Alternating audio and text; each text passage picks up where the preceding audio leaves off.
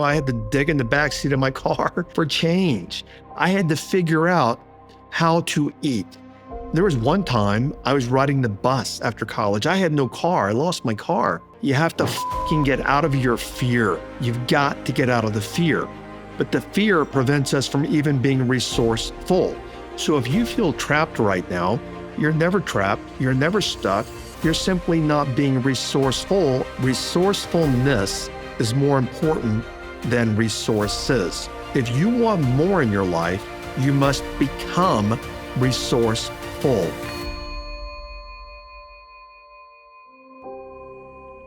You're listening to the Transform Your Life from the Inside Out podcast. This episode is titled A Vital Trait for Success That Most People Haven't Recognized. When I was thinking about doing this episode and I was thinking about what I want to share with you today, I actually Googled it. What I did is I Googled what are the 20 most important traits for success. Now, when I say success, I mean external 3D success, which we live on the planet. We all deserve that. But I Googled the top 20 traits or the most important traits. And in all the lists that came up, this trait, never by the word that I'm going to share with you, ever came up. And not having this trait is exactly what keeps people sick and lonely and broke and struggling. And I'll tell you what this trait is in the episode. And if I had to bet money, and I would bet money on this because I can just look out on the world and see this, many people have not developed, recognized, or discovered this trait. It's not a predominant trait in their life. And I'm not judging because I've been there before, but I also used to not have this trait and my life never got to where I wanted it to be until I developed this trait. Keep listening. Okay, so this trait, this nebulous trait that I'm talking about, the clandestine trait, what is it? And as I said in the introduction, most of us don't have this trait. And really, you hear very few people talking about this trait. And I couldn't tell you why. But before I tell you what the trait is, and I think you may figure it out as I'm talking about it, I want to go back to, I believe, 1992, 3, 4, 5, 6, thereabouts. It was a Tom Hanks movie called Castaway. If you haven't seen it, he's stranded on an island by himself, and he's got to get off the island. And in the movie, I'm not going to tell you what happened in case you haven't watched it. It's a pretty good movie, in my opinion. He wanted to get off the island so badly, and he kept doing things to get off from the island. But the question is, and I guess I spoiled the movie if you haven't seen it, what got him off the island? Not him trying to get off the island, but what got him off the island. Now, love him, hate him, doesn't matter. I'm just using it as an example. Back and around, and I've been in the business world since the late 1980s. And the big news in 92 or so was that Donald Trump could not get financing for his casinos. And he couldn't get banks to lend him money. I think that's, if I'm not mistaken, and I could be, that's when he went to the Russians and started Russian banking relationships, perhaps. But the question is this, I'm talking about the psychology, not the behavior and the actions, but the psychology. What helped him get the money that he needed to keep his casinos and his business afloat? You think back to, I believe, 2021. Tesla, if I remember correctly, was on the verge of bankruptcy. Tesla was not making it before it took off like it is now.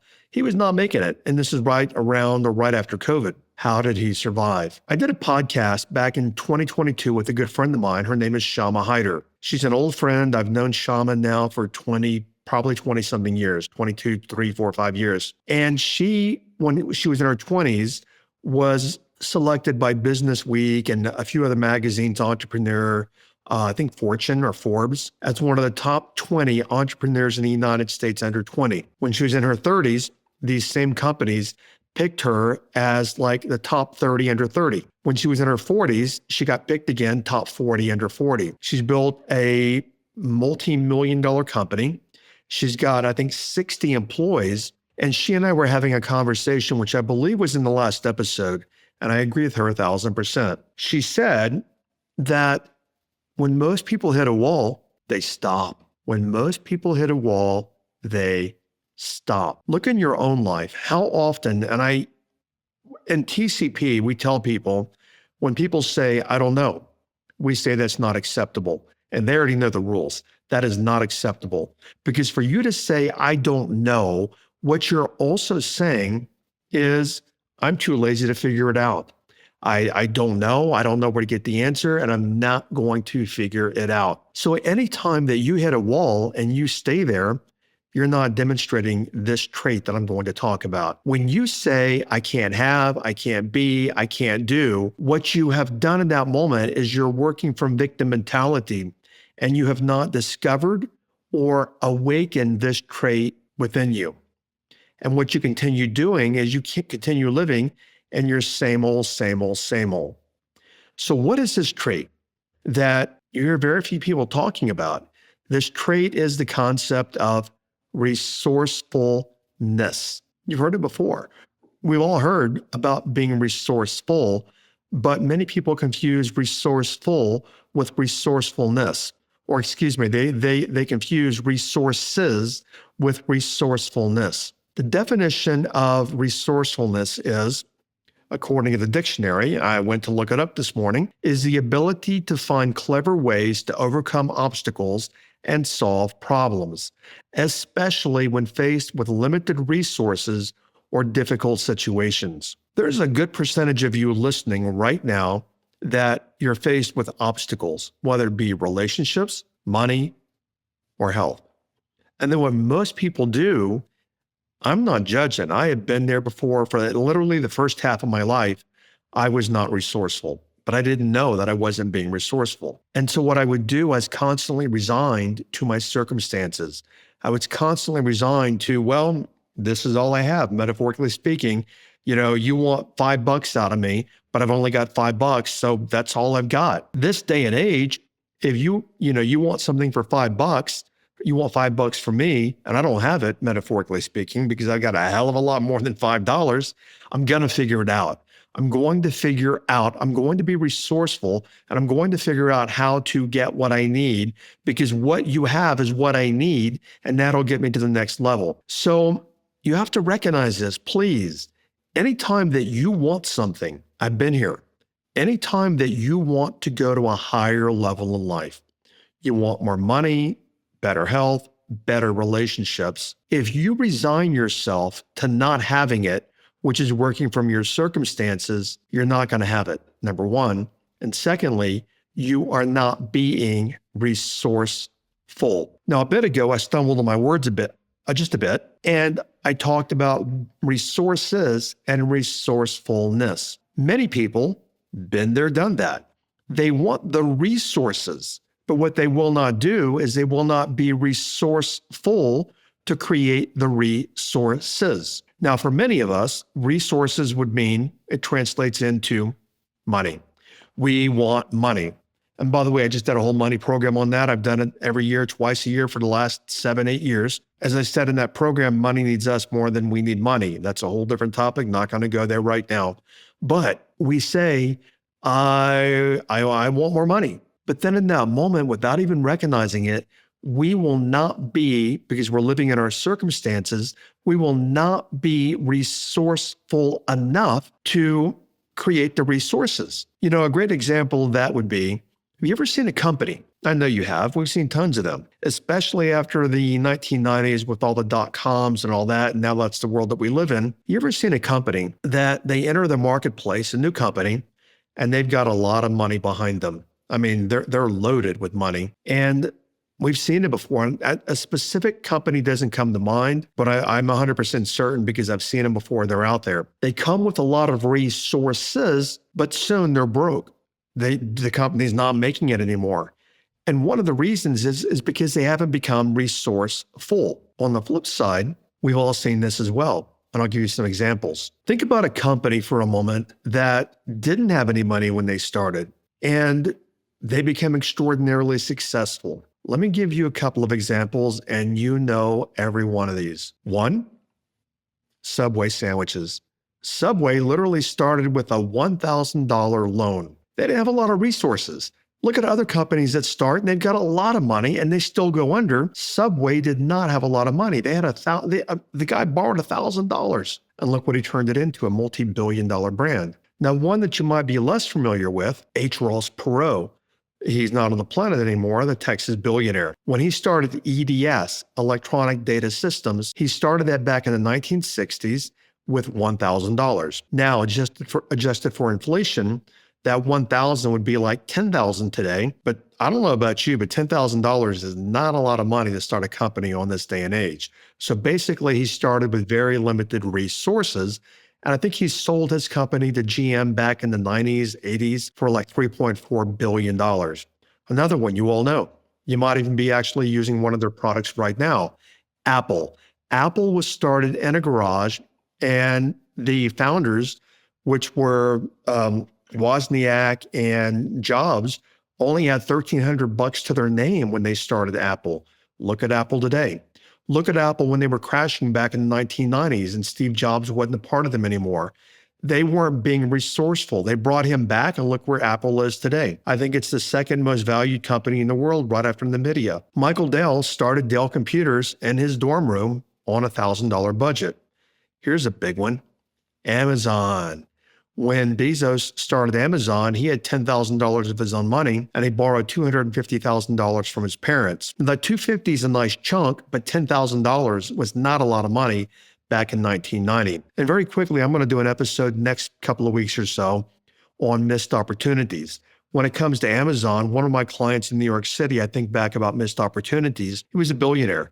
And he said to me one day, Jim, if you got any extra money, put $1,000 into Amazon. And this was back in 1999 or 2000.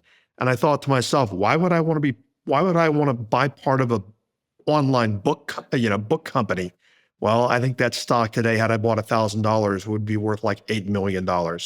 Here's another one. What about Ring? The guy that founded Ring went to Shark Tank. All the sharks on Shark Tank turned him down and told him why it would not work.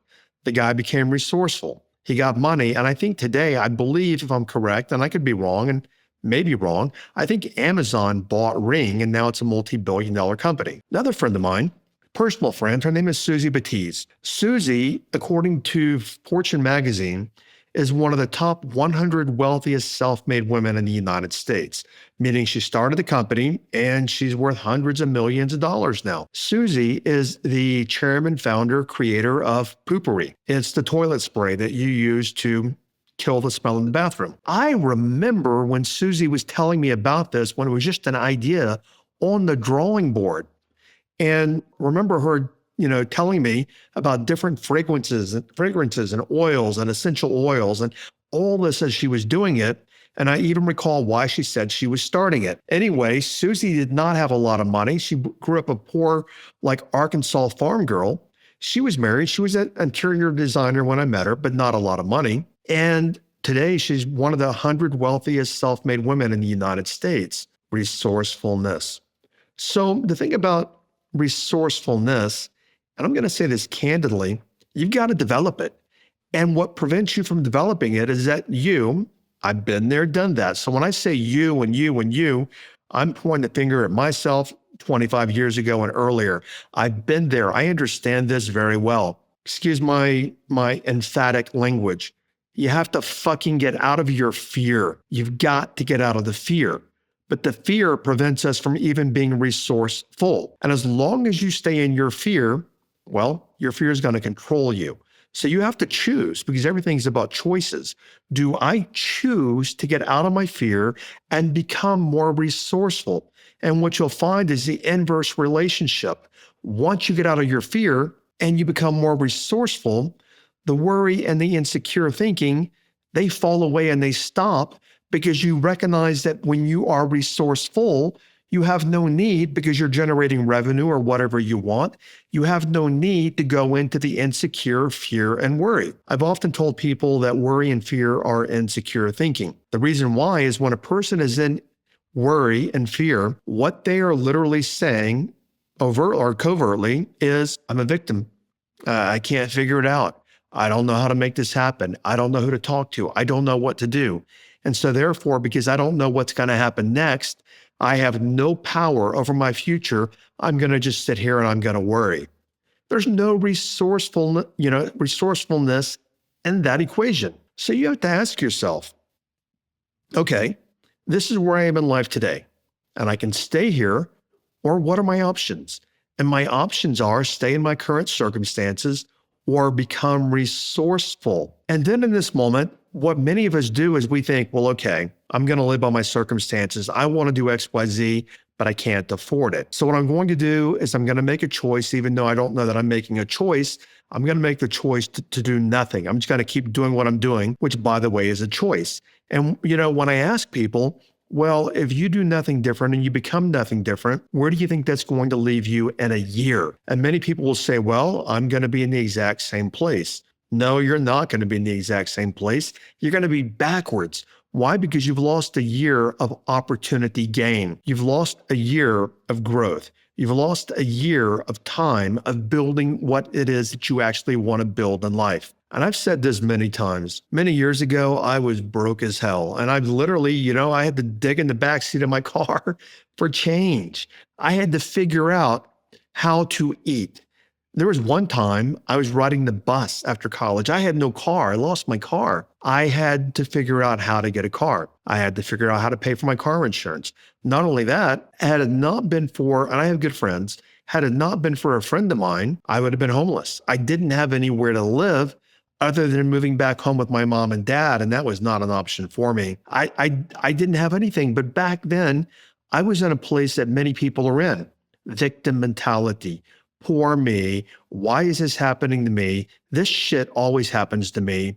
Why can't I get out of this? And I know there's some people listening now. In fairness to them, maybe there's some single moms listening, and I'm sure that there are. In fairness to people that really have, maybe you're working 3 jobs. Well, the truth is you can get out of it, but you've got to be resourceful.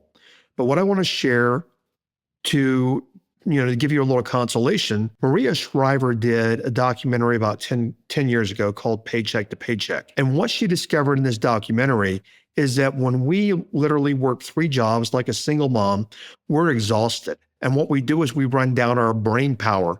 I can explain it scientifically. I'll just keep it simple. So we run down our brain power because our brain is like a battery. Now we don't have the power to be resourceful because our brain power is run down. So what I would do in that case is I would say, okay, how can I be resourceful to get off this merry-go-round? I'm on this freaking merry-go-round. It sucks. It's not healthy. I hate being on it. How do I get off this merry-go-round? So to go to the next step in life, to get off the merry-go-round, first and foremost, you have to, and I'm going to use this word intentionally, you have to stop agreeing to and settling for your life as it is now. I'm going to repeat that. You have to stop agreeing to and settling for where your life is today. The reason your life is where it is today is because you have settled for it and you have agreed to it. Now, consciously, you could say, Jim, that's a bunch of crap. I don't agree to being poor. Well, you do agree by not being resourceful. Because guess what? No matter where you are in life, no matter what you want in life, you want a new jet, figure it. If you can't afford it yet, but you're getting there, figure it out. You want a new car, figure it out. Notice this.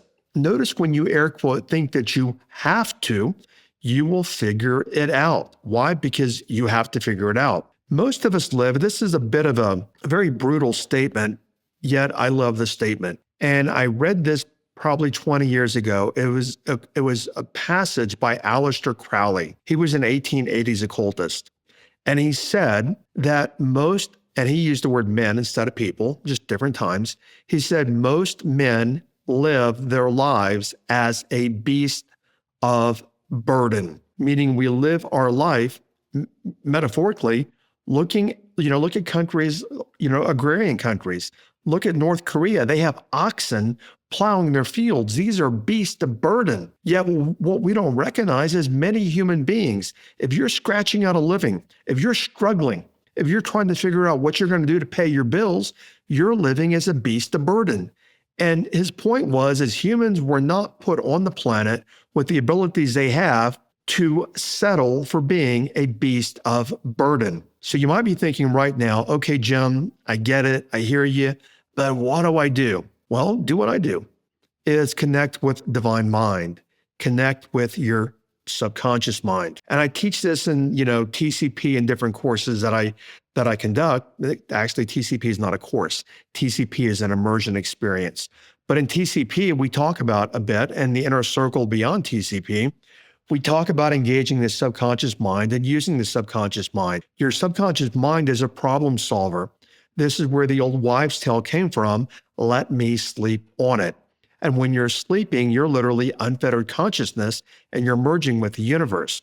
So what I would do, and I have done before, when I go to bed, I say, hey, subconscious mind, I need an answer for blank, whatever it is, business partner, money, home, whatever it might be. Hey, sub, I call it subconscious mind. Hey, sub, I need an answer. I need guidance. I need direction. I need an epiphany. I need awareness for XYZ outcome. Bring this to me, please. Thank you. And I let the universe do its job. It's the job of the universe to bring it to me. So if you feel trapped right now, you're never trapped. You're never stuck. You're simply not being resourceful and even using the power of your own subconscious mind. So from this point forward, you listening to this episode, never, and I mean never again, say that you cannot be, do, or have something. Never again say that you cannot be, do, or have something. Where I work from is, I know this about myself, is I can create anything that I want in life. And that's a foundational belief. Now, it's a whole different ball of wax. Do I know how to create it? No. But guess what? I'm going to be resourceful, I'm going to be resourceful and figure it out, or I'm going to pay someone to show me how to figure it out and how to help me with it. And if I can't afford to pay that person, I'm going to be resourceful to pay that person. And that could be, which doesn't pan out a lot of times because a lot of people don't honor their agreements, but that could be bartering, or maybe I have a service, and I'm not talking this day and age, I'm talking many years ago, but I'm giving you some examples. If you've got something I need, and I know that I need it to build my business so I can help more people, and let's say I couldn't afford it, you can bet your ass I'm going to figure out how to afford it. I'm going to figure out how to get what I need. Can we barter? Can we exchange? Can I do a training for you? Can I do this? Can I do that? Sooner or later, I'm going to find something they need. Now I get what I need. They get what they need. But make no mistake, and I think it's clear by now, I am and I will figure it out. And like I said, toss it to dream time.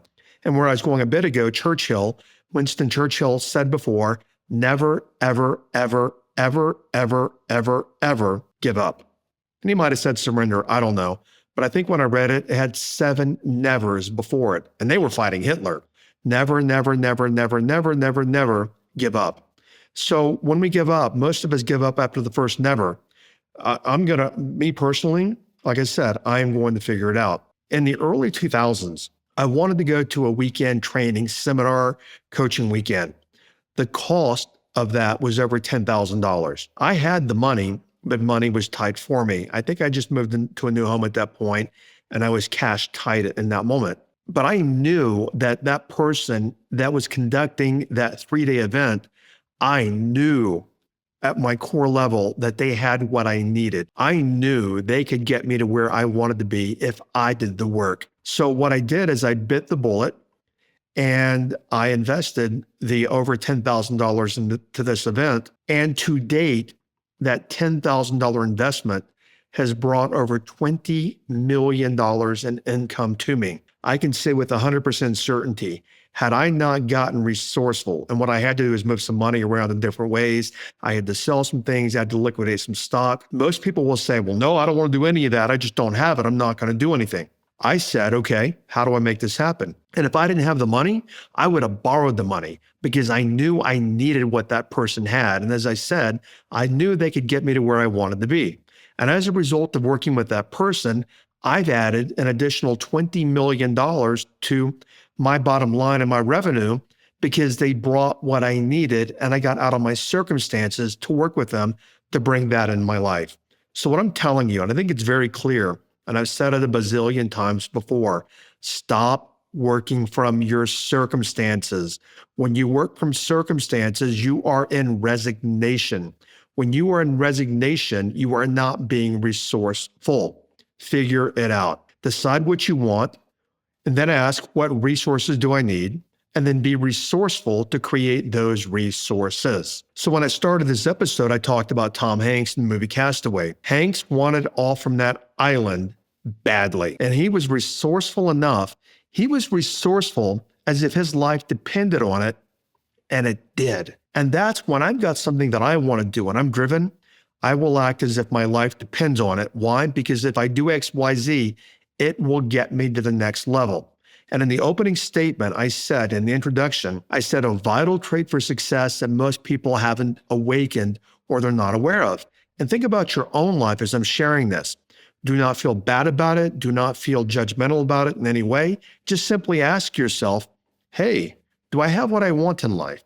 Am I creating what I want? Am I going where I want to go? And if I'm not, am I being resourceful? Have the courage to own that answer. I know the answer. You already know the answer, but have the courage to actually admit, because that's when you start awakening. And when you start awakening and you start having awareness, that's when you change. Many years ago, as you know, growing up on a farm, if I wanted something badly enough, I had to figure it out, plain and simple. As I mentioned before, I had to figure out how to go to college. When I wanted Nikes, I had to figure out how to buy them. My parents wouldn't buy them for me. They were too expensive. When I wanted my first polo shirt in high school, I had to figure out how to pay for it. When I wanted my first car, I had to figure it out. I had to figure out things. And what I recognized back then is if I choose not to figure it out, then guess what? I don't want it badly enough. And I'm fine being in resignation. And when you're in resignation, you are in agreement. I used that word earlier. So if you're not going to be resourceful, you are in agreement with not being resourceful. If you're not going to be resourceful and you're not going to do it, then you're in agreement with the outcomes that you get, even though that you don't like them. That stings, I tell you, but that is the truth. So we often want more, but we won't be resourceful to create more. And so what many of us do is we complain. Realize this, if you want more, you've got to be more resourceful to get it. On the Secret podcast, I'm going to talk about a time when I had to be resourceful or get left behind. And it's beyond what I shared earlier, but there was one time in my life working with Don Javier, and he didn't charge any money at all, nothing, not a dime. But if I wasn't resourceful, I never would have worked with him like I have. And if I never would have worked with him like I have over the past 30 years, I never would have become who I am, and I wouldn't be able to help you in the ways that I am. So to hear that secret addendum to the podcast, go to jimfortin.com/insiders, jimfortin.com/insiders. Your transformational takeaway is this: resourcefulness is more important than resources. If you want more in your life, you must become resourceful. And if you don't want more in your life, if you won't become resourceful, then just own the fact that you are in agreement to not have everything you want. No complaining, no victim mentality. Just accept the fact that if you will not become more resourceful to find the tools, the people, the resources, whatever it is you need, if you won't be more resourceful, you are then in agreement with exactly where you are today.